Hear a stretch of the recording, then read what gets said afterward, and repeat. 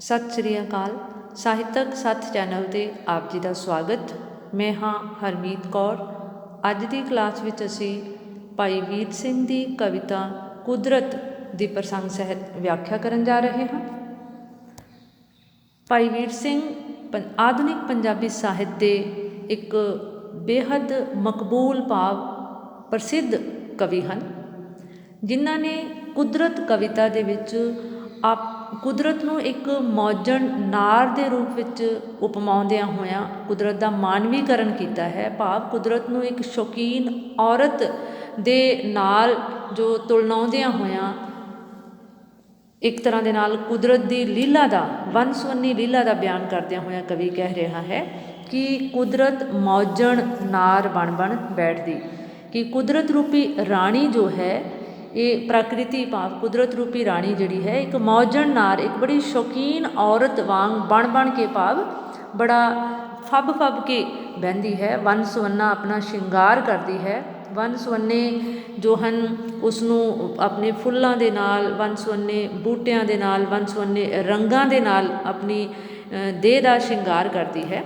ਰੋਜ਼ ਕਈ ਇੱਕ ਵਾਰ ਭੇਸ ਵਟਾਉਂਦੀ, ਔਰ ਇਹ ਕੁਦਰਤ ਰੂਪੀ ਰਾਣੀ ਜਿਹੜੀ ਹੈ ਦਿਨ ਦੇ ਵਿੱਚੋਂ ਰੋਜ਼, ਹਰ ਰੋਜ਼ ਕਈ ਵਾਰ ਯਾਨੀ ਕਿ ਅਨੇਕਾਂ ਵਾਰ ਆਪਣਾ ਸ਼ਿੰਗਾਰ ਭੇਸ ਬਦਲਦੀ ਹੈ, ਸ਼ਿੰਗਾਰ ਕਰਦੀ ਹੈ, ਵੰਨ ਸੁਵੰਨੇ ਵਸਤਰ ਧਾਰਨ ਕਰਦੀ ਹੈ। ਕਿਵੇਂ? ਕਾਲੀ ਚਾਦਰ ਤਾਣ ਸੌਂਦੀ ਰਾਤ ਨੂੰ। ਕੁਦਰਤ ਰੂਪੀ ਰਾਣੀ, ਕੁਦਰਤ ਰੂਪੀ ਔਰਤ ਜੋ ਹੈ ਉਹ ਰਾਤ ਨੂੰ, ਰਾਤ ਦੇ ਹਨੇਰੇ ਦੇ ਵਿੱਚ ਹਨੇਰੇ ਰੂਪੀ ਕਾਲੀ ਚਾਦਰ ਆਪਣੇ ਉੱਪਰ ਤਾਣ ਲੈਂਦੀ ਹੈ, ਆਪਣੇ ਉੱਪਰ ਲੈ ਕੇ ਰਾਤ ਨੂੰ ਸੌਂ ਜਾਂਦੀ ਹੈ। ਰਾਤ ਬੀਤਣੇ ਨਾਲ ਮੈਲੀ ਓੜਦੀ, ਅਤੇ ਰਾਤ ਦੇ ਖਤਮ ਹੋਣ ਦੇ ਨਾਲ ਹੀ ਯਾਨੀ ਕਿ ਰਾਤ ਬੀਤਣ ਤੋਂ ਬਾਅਦ ਅਤੇ ਸਵੇਰ ਚੜ੍ਹਨ ਤੋਂ ਪਹਿਲਾਂ ਜੋ ਮਟਮੈਲਾ ਜਿਹਾ ਇੱਕ ਵਾਤਾਵਰਨ ਹੁੰਦਾ ਹੈ, ਉਸ ਵੇਲੇ ਲੱਗਦਾ ਹੈ ਕਿ ਜਿਵੇਂ ਕੁਦਰਤ ਰੂਪੀ ਰਾਣੀ ਨੇ ਰਾਤ ਵਾਲੇ ਕਾਲੇ ਵਸਤਰ ਉਤਾਰ ਕੇ ਮੈਲੇ ਜਿਹੇ ਰੰਗ ਦੇ ਵਸਤਰ ਧਾਰਨ ਕਰ ਰਹੇ ਹੋਣ।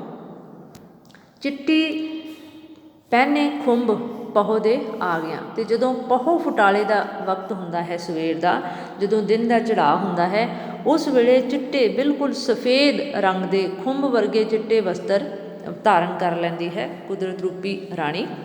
ਪਤੀ ਮਿਲਸ ਜਦ ਆਏ ਪਹਿਨੇ ਪੀਲੜੇ, ਅਤੇ ਸੂਰਜ ਰੂਪੀ ਪਤੀ, ਜਦੋਂ ਸੂਰਜ ਰੂਪੀ ਪਤੀ ਆਕਾਸ਼ ਦੇ ਵਿੱਚ ਨਿਕਲਦਾ ਹੈ ਅਤੇ ਉਸ ਨੂੰ ਮਿਲਣ ਦੇ ਲਈ, ਉਸ ਦਾ ਸਵਾਗਤ ਕਰਨ ਦੇ ਲਈ ਕੁਦਰਤ ਰੂਪੀ ਰਾਣੀ ਜਿਹੜੀ ਹੈ ਬੜਾ ਹਾਰ ਸ਼ਿੰਗਾਰ ਲਾ ਕੇ ਪੀਲੇ ਰੰਗ ਦੇ ਵਸਤਰ ਪਹਿਨ ਕੇ, ਭਾਵ ਧੁੱਪ ਰੂਪੀ ਪੀਲੇ ਰੰਗ ਦੇ ਵਸਤਰ ਕੱਪੜੇ ਧਾਰਨ ਕਰ ਲੈਂਦੀ ਹੈ।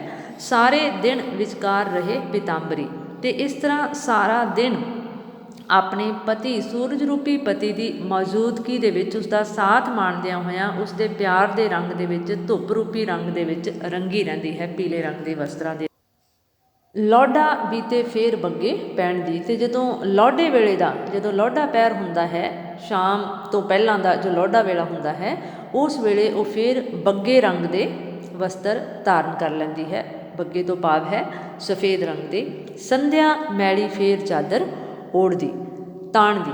ਫਿਰ ਕਵੀ ਕਹਿ ਰਿਹਾ ਹੈ ਕਿ ਸੰਧਿਆ ਵੇਲੇ, ਜਦੋਂ ਰਾਤ ਦੇ ਦਿਨ ਦਾ ਮਿਲਾਪ ਦਾ ਜੋ ਪੈਰ ਹੁੰਦਾ ਹੈ, ਜਿਸ ਨੂੰ ਸੰਧਿਆ ਵੇਲਾ ਕਿਹਾ ਜਾਂਦਾ ਹੈ, ਉਸ ਵੇਲੇ ਫਿਰ ਕੁਦਰਤ ਰੂਪੀ ਰਾਣੀ ਜਿਹੜੀ ਹੈ ਮੈਲੇ ਜਿਹੇ ਰੰਗ ਦੇ ਵਸਤਰ ਧਾਰਨ ਕਰ ਲੈਂਦੀ ਹੈ। ਕਿਉਂਕਿ ਤੁਸੀਂ ਦੇਖਿਆ ਹੋਵੇਗਾ ਕਿ ਜਦੋਂ ਸੰਧਿਆ ਦਾ ਵੇਲਾ ਹੁੰਦਾ ਹੈ, ਉਸ ਵੇਲੇ ਨਾ ਤਾਂ ਪੂਰਾ ਹਨੇਰਾ ਹੁੰਦਾ ਹੈ, ਨਾ ਪੂਰਾ ਵਾਤਾਵਰਨ ਦੇ ਵਿੱਚ ਚਟਿਆਈ ਹੁੰਦੀ ਹੈ, ਪੂਰਾ ਇੱਕ ਮੈਲਾਪਨ ਜਿਹਾ ਆ ਜਾਂਦਾ ਹੈ।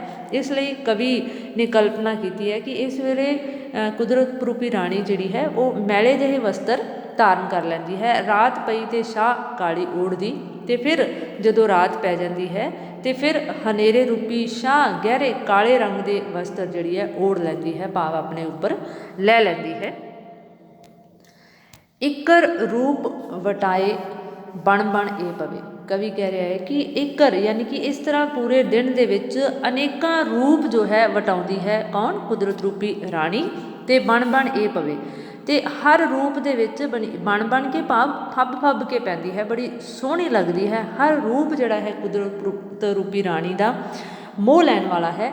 ਇੱਥੇ ਬਣ ਜੋ ਸ਼ਬਦ ਆਇਆ ਹੈ, ਕਿਉਂਕਿ ਇੱਥੇ ਸ਼ਬਦਾਂ ਦਾ ਦੁਹਰਾਓ ਹੈ, ਇੱਥੇ ਅਨੁਪ੍ਰਾਸ ਅਲੰਕਾਰ ਹੈ। ਅਨੁਪ੍ਰਾਸ ਅਲੰਕਾਰ ਜਿਸ ਦੇ ਵਿੱਚ ਸ਼ਬਦ ਜਾਂ ਕੋਈ ਜੋ ਹੈ ਉਸ ਦਾ ਤਾਲ ਜਾਂ ਪਦ ਜਿਸ ਦਾ ਦੁਹਰਾ ਹੁੰਦਾ ਹੈ ਉੱਥੇ ਅਨੁਪਰਾਸ ਅਲੰਕਾਰ ਹੁੰਦਾ ਹੈ, ਯਾਨੀ ਕਿ ਬਰਾਬਰ ਦੇ ਵਜਨ ਵਾਲੇ ਸ਼ਬਦ ਜਿੱਥੇ ਦੁਹਰਾਏ ਜਾਂਦੇ ਹਨ। ਇਸ ਵੇਲੇ ਹੁਣ ਫੇਰ ਮੈਲੇ ਸੱਟ ਕੇ, ਤੇ ਯਾਨੀ ਕਿ ਰਾਤ ਤੋਂ ਬਾਅਦ, ਯਾਨੀ ਕਿ ਪਿਛਲੇ ਪਹਿਰੇ ਦੇ ਵਿੱਚ ਅਸੀਂ ਜ਼ਿਕਰ ਕੀਤਾ ਹੈ ਕਿ ਰਾਤ ਨੂੰ ਕਾਲੇ ਵਸਤਰ ਧਾਰਨ ਕਰਕੇ ਫਿਰ ਸੌਂ ਜਾਂਦੀ ਹੈ। ਅਤੇ ਫਿਰ ਕਵੀ ਕਹਿ ਰਿਹਾ ਹੈ ਕਿ ਇਸ ਤਰ੍ਹਾਂ ਹਰ ਰੂਪ ਦੇ ਵਿੱਚ ਕੁਦਰਤ ਰੂਪੀ ਰਾਣੀ ਜਿਹੜੀ ਹੈ ਉਹ ਬੜੀ ਸੋਹਣੀ ਲੱਗਦੀ ਹੈ, ਫੱਬਦੀ ਹੈ, ਬਣਦੀ ਹੈ। ਅਤੇ ਇਸ ਵੇਲੇ ਭਾਵ ਫਿਰ ਸਵੇਰੇ, ਇਸ ਵੇਲੇ ਹੁਣ ਫਿਰ ਮੈਲੇ ਸੱਟ ਕੇ ਚਿੱਟੇ ਲੀੜੇ ਓੜ ਕੁਦਰਤ ਕੱਪੜੇ। ਅਤੇ ਰਾਤ ਬੀਤਣ ਦੇ ਨਾਲ ਫਿਰ ਜੋ ਹੈ ਸਵੇਰੇ ਦਿਨ ਦੇ ਚੜ੍ਹਾਅ ਤੋਂ ਪਹਿਲਾਂ ਇੱਕ ਮੈਲਾਪਨ ਜਿਹਾ ਹੁੰਦਾ ਹੈ ਵਾਤਾਵਰਨ ਆਕਾਸ਼ ਦੇ ਵਿੱਚ। ਅਤੇ ਉਸ ਤੋਂ ਬਾਅਦ ਜੋ ਹੈ ਇਸ ਵੇਲੇ ਹੁਣ ਫਿਰ ਮੈਲੇ ਸੱਟ ਕੇ ਰਾਤ ਤੋਂ ਬਾਅਦ ਫਿਰ ਉਹਨੇ ਮੈਲੇ ਕੱਪੜੇ ਪਹਿਨ ਰਹੇ, ਅਤੇ ਮੈਲੇ ਵੀ ਉਤਾਰ ਕੇ ਫਿਰ ਉਸਨੇ ਪਹੁ ਫੁਟਾਲੇ ਦੇ ਨਾਲ ਕਿਹੋ ਜਿਹੇ ਵਸਤਰ ਧਾਰਨ ਕਰ ਲਏ, ਚਿੱਟੇ ਲੀੜੇ ਸਫੇਦ ਰੰਗ ਦੇ ਵਸਤਰ ਓੜ ਕੇ ਪਹਿਨ ਕੇ ਕੁਦਰਤ ਕੱਪੜੇ, ਕੁਦਰਤ ਰੂਪੀ ਰਾਣੀ ਨੇ ਚਿੱਟੇ ਰੰਗ ਦੇ ਜੋ ਕੱਪੜੇ ਹਨ ਉਹ ਓੜ ਲਏ ਹਨ ਜਾਂ ਪਹਿਨ ਲਏ ਹਨ। ਪੰਛੀ ਵੀ ਇਸ ਨਾਲ ਜਾਗੇ ਨੀਂਦਰੋਂ। ਜਦੋਂ ਤੁਸੀਂ ਦੇਖਦੇ ਹੋ ਕਿ ਸਵੇਰੇ ਸਵੇਰੇ ਜਦੋਂ ਪਹੁ ਫੁਟਾਲੇ ਦਾ ਵਕਤ ਹੁੰਦਾ ਹੈ, ਭਾਵੇਂ ਤੁਸੀਂ ਅੰਦਰ ਵੀ ਸੁੱਤੇ ਹੋਵੋ ਕਮਰੇ ਦੇ ਵਿੱਚ ਵੀ, ਤਾਂ ਵੀ ਪੰਛੀਆਂ ਦੇ ਚਹਿਚਹਾਉਣ ਦੀਆਂ ਆਵਾਜ਼ਾਂ ਜਿਹੜੀਆਂ ਨੇ ਉਹ ਕੰਨਾਂ ਨੂੰ ਜੋ ਹੈ ਸੁਣਨੀਆਂ ਸ਼ੁਰੂ ਹੋ ਜਾਂਦੀਆਂ ਨੇ। ਭਾਵ ਪਹੁ ਫੁਟਾਲਾ ਜੋ ਹੈ ਉਸ ਵੇਲੇ ਪੰਛੀ ਜਿਹੜੇ ਨੇ ਉਹ ਵੀ ਜਾਗ ਜਾਂਦੇ ਨੇ, ਨੀਂਦ ਨੂੰ ਤਿਆਗ ਦਿੰਦੇ ਨੇ, ਨੀਂਦਰ ਨੂੰ ਤਿਆਗ ਕੇ ਜਾਗ ਜਾਂਦੇ ਨੇ, ਅਤੇ ਬੜੇ ਲੱਗੇ ਗਾਵਣ ਰਾਗ ਸੁਰਾਂ ਆਲਾਪ ਦੇ।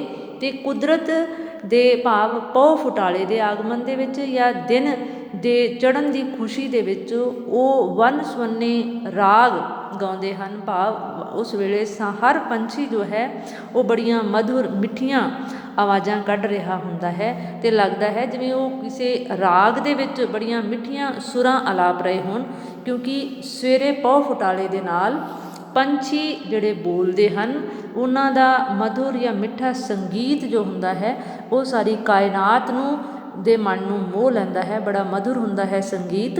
ਇਸ ਤਰ੍ਹਾਂ ਲੱਗਦਾ ਹੈ ਕਵੀ ਕਲਪਨਾ ਕਰ ਰਿਹਾ ਹੈ ਕਿ ਦਿਨ ਦੇ ਚੜ੍ਹਾਅ ਦੇ ਨਾਲ ਪੰਛੀ ਜਿਹੜੇ ਨੇ ਉਹ ਖੁਦ ਵੀ ਜਾਗ ਗਏ ਨੇ ਔਰ ਮਨੁੱਖਤਾ ਨੂੰ ਵੀ ਜਾਗਣ ਦਾ ਸੰਦੇਸ਼ ਦੇ ਰਹੇ ਨੇ। ਧੰਨਵਾਦ।